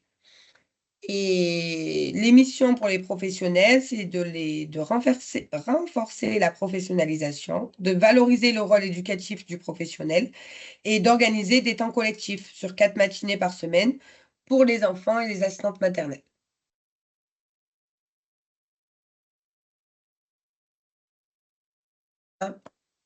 Alors, vous avez là les relais, les coordonnées des différentes relais petite enfance du 04 et du 05 que vous avez là à l'écran. Sachez que vous avez la possibilité du coup de retrouver l'intégralité du PowerPoint en ligne.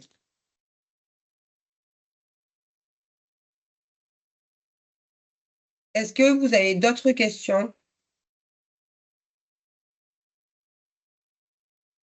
Moi, j'ai une question en termes de mode de garde. Je vais partir sur une assistante maternelle et elle m'a parlé de page emploi, mais ça, vous ne gérez pas du tout?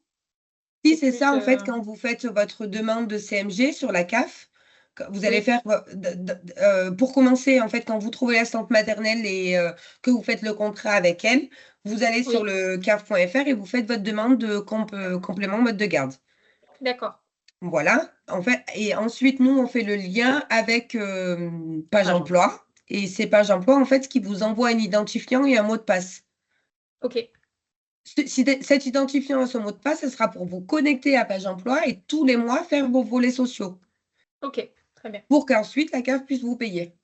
Les fiches de paie, en fait. Les fiches de paie, ouais. En fait, vous déclarez le salaire que vous versez à la nounou. À la nounou, ouais, voilà, exactement. Et une fois que vous avez fait ça sur le site de Page Emploi, il y a un échange qui se fait avec la CAF et la CAF fait le paiement. Ok, parfait. Merci. Voilà.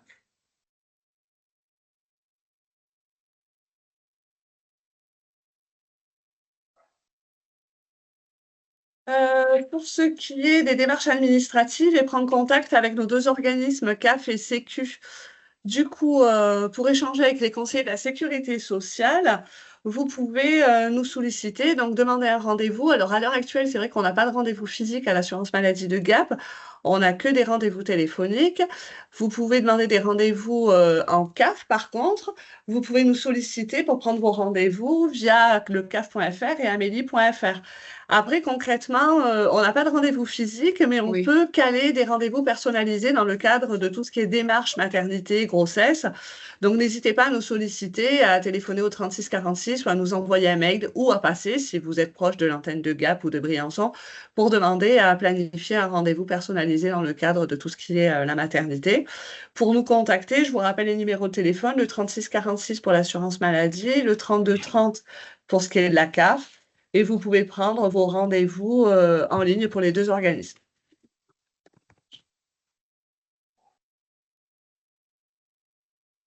Le suivi médical de l'enfant. Alors, tout au long de son enfance, votre enfant va bénéficier d'un suivi médical continu auprès du professionnel de santé de votre choix, donc médecin, pédiatre, PMI.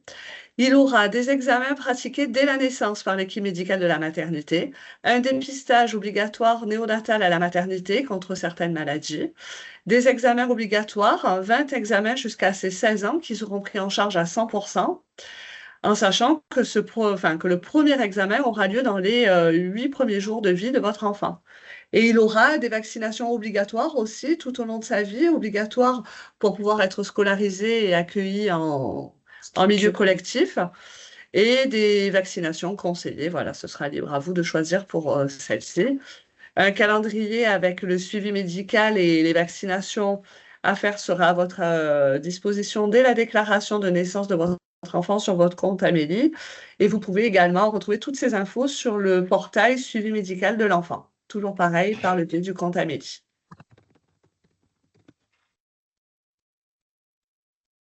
Un petit point sur les PMI, la protection maternelle et infantile. Cette structure relève du conseil départemental et s'articule autour de 4 axes. Le suivi de la grossesse et du développement de l'enfant jusqu'à ses 6 ans, le soutien à la parentalité, la qualité et la sécurité des modes d'accueil des assistantes maternelles, des établissements, crèches, micro-crèches, etc. et les accompagnements prénatal et postnatal. Postnatal, oui. C'était ça. Les services des PMI sont situés au sein des centres médico-sociaux le plus souvent ou au sein des services locaux de solidarité. Et ils se composent de manière générale, ça peut un peu s'adapter en fonction de chaque structure, mais de sages-femmes, médecins, infirmières puéricultrices et secrétaires médico-sociales. Donc à tout moment, jusqu'aux 6 ans de votre enfant, vous pouvez les solliciter, prendre rendez-vous pour avoir un suivi auprès de leur structure, en sachant que tous les soins qui y sont prodigués sont gratuits. Donc, il suffit juste de prendre rendez-vous si vous êtes intéressé pour être accompagné par leur service.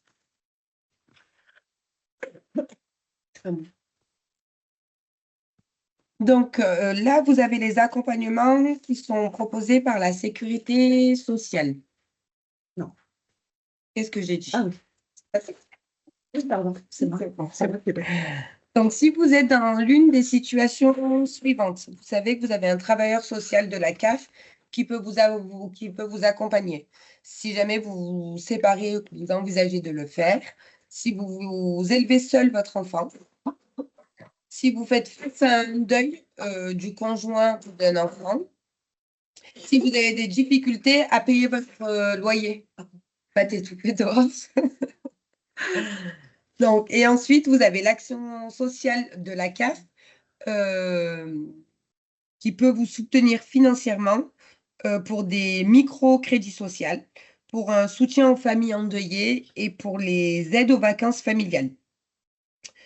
Vous pouvez nous contacter, du coup, toujours pareil, au 32 30 ou sur le caf.fr.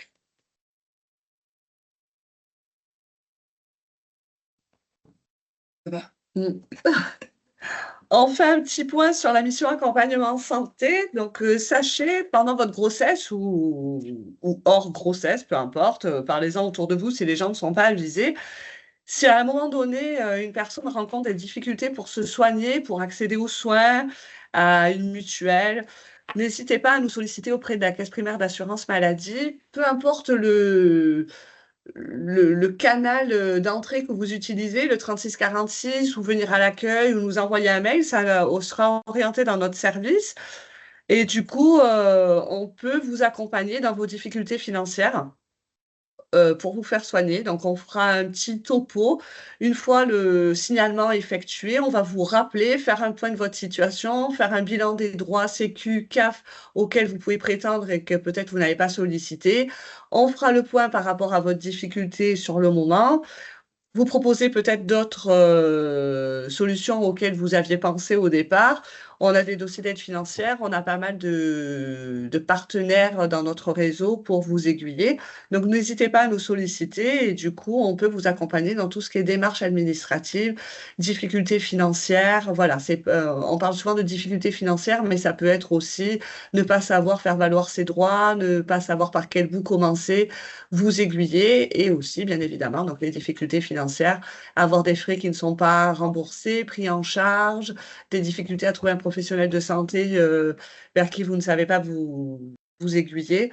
Donc voilà, n'hésitez pas à nous solliciter, on vous rappelle, on fait un point avec vous et on essaie au mieux de vous accompagner dans cette difficulté ou dans votre besoin. Voilà.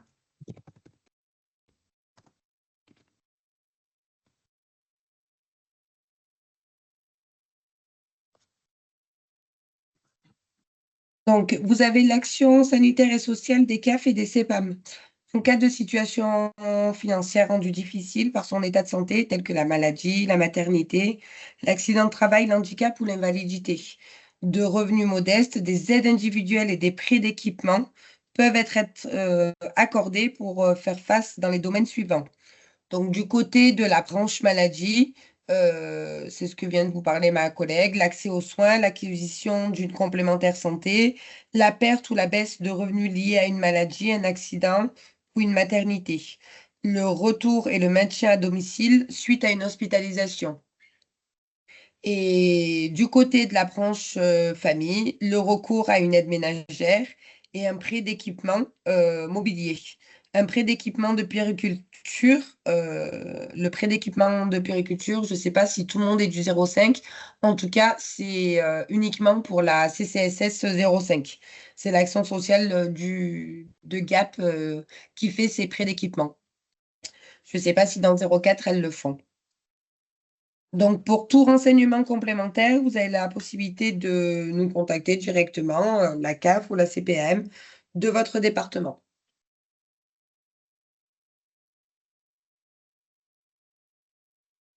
Donc, l'aide à domicile, le principe de l'aide et de l'accompagnement à domicile.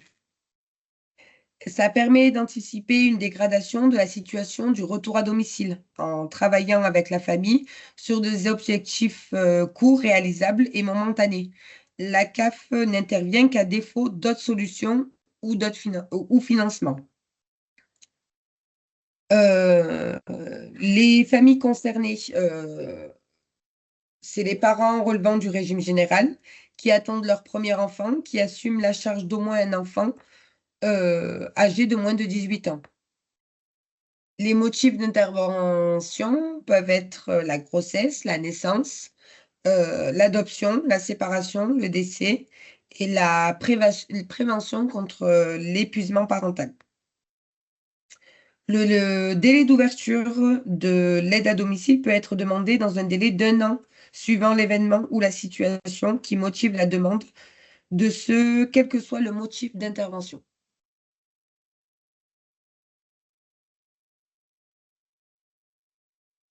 L'examen de prévention en santé.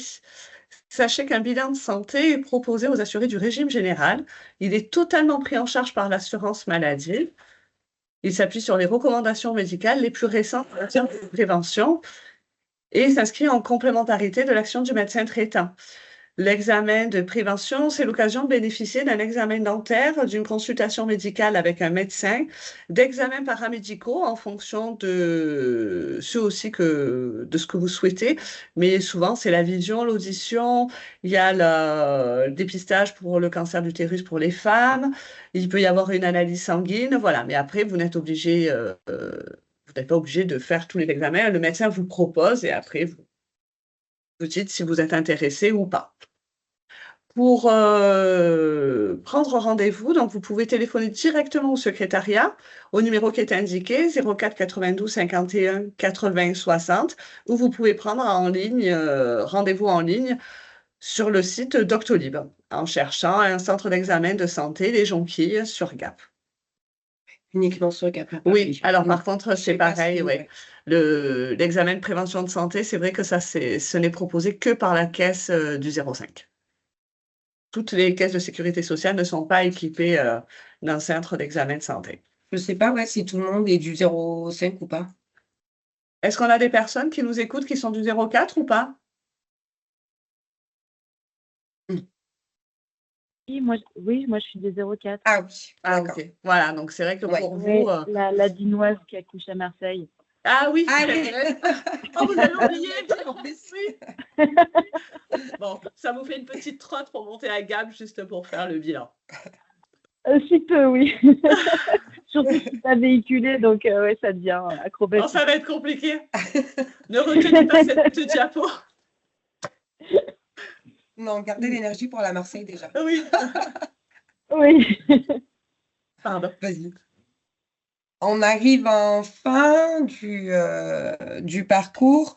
Vous avez là à l'écran un petit rappel des sites utiles dont vous pouvez avoir besoin et dont vous allez avoir besoin même. Donc, vous avez le CAF.fr, vous avez amélie.fr, vous avez des informations aussi sur monenfant.fr, les 1000 premiers jours.fr et le site de pageemploi.ursaf. Donc ça concernera uniquement les personnes qui feront les demandes de complément mode de garde. Donc, comme on vous disait, vous avez la possibilité de retrouver le support, ce webinaire sur les pages locales du CAF.fr et de amélie.fr. Il faudra bien indiquer votre code postal pour pouvoir retrouver le support. Et n'hésitez pas, vous avez un QR code juste en dessous. Vous avez la possibilité de le scanner directement à l'écran, là, et de nous donner votre avis ou de cliquer sur le lien pour nous donner votre avis.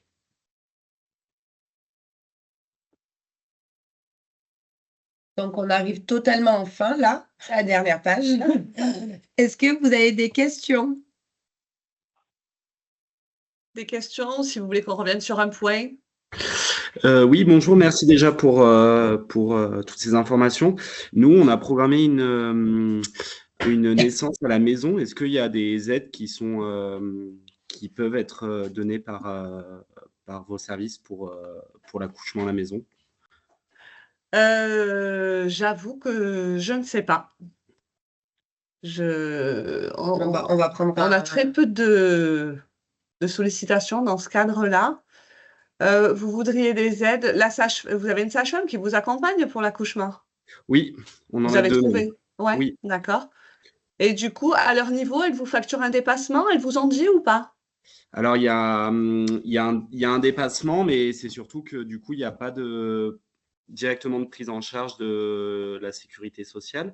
Et du coup, c'était pour savoir s'il y avait des documents à remplir ou des demandes à faire, s'il y avait quelque chose pour avoir de prévoir d'accoucher à la maison, il n'y a pas de prise en charge, on vous a dit? Oui. J'avoue que je ne sais pas. Vous restez en ligne, à la fin, on prend vos coordonnées, comme ça on vous rappelle, je me renseigne et je vous rappelle. Eh bien, c'est super. Merci beaucoup. Ouais, restez bien en ligne, comme ça on récupère votre numéro de téléphone, votre numéro de sécurité sociale. Ça marche, merci. Mais même pour la masse, ça passera pas. Je ne sais pas, vous se renseignez. C'est vrai que jamais une sollicitation pour une demande. J'ai jamais eu. J'ai déjà eu des gens qui m'ont dit qu'ils avaient fait ce choix. Et beaucoup, par contre, vous avez trouvé 2 sages-femmes et beaucoup ne trouvaient pas de sage-femme pour les accompagner. Mais c'est vrai que j'ai jamais eu de sollicitation pour une prise en charge. Parce que du coup, on vous a annoncé que c'était tout à vos frais, la sage-femme. Oui. Il n'y a pas d'acte prévu là-dessus, faut que je me renseigne. Non, les sages-femmes nous ont dit qu'il n'y avait pas. C'est pour ça que je vous posais la question, voir s'il y avait quelque chose à faire. En parallèle. Je me renseigne, je reviens vers vous rapidement. Dans tous les cas, moi, j'aurai peut-être pas la réponse cet après-midi, mais lundi, je vous repasse un coup de fil. Après, on se met d'accord sur vos coordonnées et je vous rappelle lundi. C'est parfait. Est-ce qu'il y a d'autres questions? Est-ce que ça a été clair un petit peu pour tout le monde? Oui, c'était très très clair. Je me suis permis de prendre le mail quand vous avez répondu à la À la personne. dame Parce tout que à moi, l'heure? oui, parce que moi, je suis enfin, je suis en visio, mais via le téléphone, donc j'ai pas l'accès à vos diapos. Et donc, c'est bien mas.cpam-gap@assurance-maladie.fr, votre adresse mail, que je puisse vous envoyer un mail pour demander les diapos. Oui, c'est bien ça. Ok, Vous nous faites un petit mail super. comme quoi vous avez assisté au webinaire Voilà. et que vous souhaitez la diapo. Et on vous l'envoie, il n'y a pas de Voilà, souci. exactement. Oui, oui, et je vous tiens au jus pour les démarches à Marseille, comment Pour ça la peut se mairie? passer, etc. Juste par Voilà. curiosité, Ouais. Oui, Non, mais il faudra qu'on se renseigne. C'est vrai que du coup, c'est pas propre oui, à nos oui. organismes, mais c'est vrai que dans votre cas, on ça n'avait pas ne peut du tout pas. la Ouais, ouais, ouais. réponse. Non, mais Et- j'ai conscience que ma grossesse, c'est un cas un peu particulier, vu que c'est un embryon qui vient de Grèce. Enfin, oui, c'est un peu, enfin, Ben, vous c'est avez un un peu suivi hors de différent, clou. mais après, il y a beaucoup de mamans qui accouchent dans le Ouais. 13 aussi quand même, hein, donc Qui accouche seule aussi. Parce oui, que là, c'était la question, c'est savoir si. quelqu'un pouvait aller à la Ouais. mairie. Oui, donc on en a pas mal de... Pas tout à fait le même Ouais. contexte médical, mais qui accouchent pas à leur... Dans le département, il y en a pas mal. Oui, parce que en fait, pourquoi Marseille? Parce que j'ai un chirurgien qui fait des césariennes extra-péritonéales. Il y en a que 6 en France, en fait, des praticiens qui font cette césarienne beaucoup plus douce, en fait, qui est beaucoup plus, où on s'en remet, en fait, justement, plus rapidement, plus Rapidement. facilement. Hum. Oui, oui, c'est une intervention qui est plus légère, en fait. Donc, et donc, moi, ça m'intéresse quand même d'être là pour la sortie, quoi. Ouais, oui, tout à fait. Ouais. Non, mais Voilà. voilà, il faut qu'on se penche là-dessus. On avait 2 bonnes questions aujourd'hui. Oui. Bon, en tout cas, merci beaucoup pour tous vos renseignements. C'était vraiment très clair. Merci beaucoup. Merci, Avec merci de votre plaisir. Merci à participation. vous. Si c'est tout bon pour tout le monde, on vous souhaite tous une bonne journée. ouais, agréable après-midi. Merci à tous. Ouais, merci à vous de vous être connectés. Merci beaucoup. Au revoir. Au revoir. Merci beaucoup. Bonne journée. Au revoir. Bonne Merci. journée, au revoir.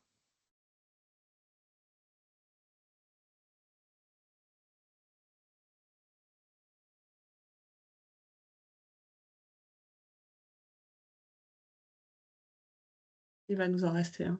Oui. Hop.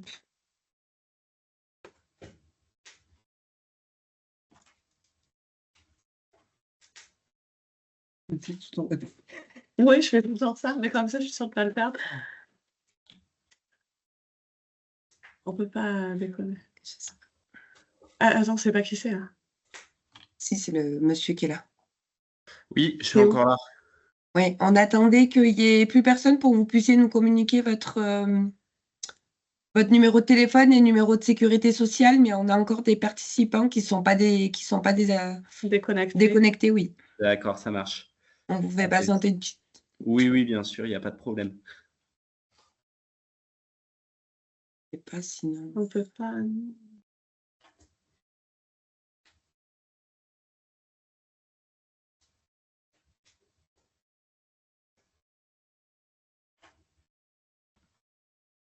Ah. Voilà. Allez, on vous écoute. Alors, du coup, je suis Monsieur Couton-Noé. Vous pouvez m'épeler? Oui, C-O-U-T-O-N. Oui. Noé, N-O-E. OK. Et votre numéro de sécurité sociale? Ou Alors. votre téléphone plutôt, parce qu'en même temps, c'est pas propre On à n'aura votre... rien sur votre dossier. Oui, on va rien trouver. Je vais prendre votre téléphone. Alors, c'est 06 70 Oui. 88 Oui. 12 70. OK, parfait. Je me renseigne, je fais un peu des recherches, parce que là, cet après-midi, on est en travaux et du coup, j'ai pas le service sur site, ils sont en télétravail. Du Oui, coup, je me renseigne lundi, un peu au niveau du service proprement dit de prestation, mais peut-être qu'ils vont me dire vraiment qu'il y a rien et j'irai voir le service dont je parlais tout à l'heure, de tout ce qui est aide financière, voir si on peut vous proposer quelque chose à ce niveau-là aussi. bon, bah, c'est super, merci beaucoup. Au niveau ressources, sans vouloir être Ouais, voilà, c'est ce indiscrète, que j'allais te dire. mais vous travaillez tous les 2 avec votre conjoint? Oui, ma conjointe est salariée et moi, je suis indépendant. D'accord. Si vous deviez me donner une fourchette, à peu près un revenu mensuel à vous deux? On est tous les deux, on doit être à peu près à 1 800 € net par mois. Chacun. OK. Oui. Allez. Ça va. Chacun, hein? Oui. Oui, Ouais. chacun, oui. Oui, oui. Et Il y est-ce a que d'autres enfants? voilà. Est-ce que vous avez d'autres enfants à charge que celui à naître? Non, non, non, c'est notre premier. OK.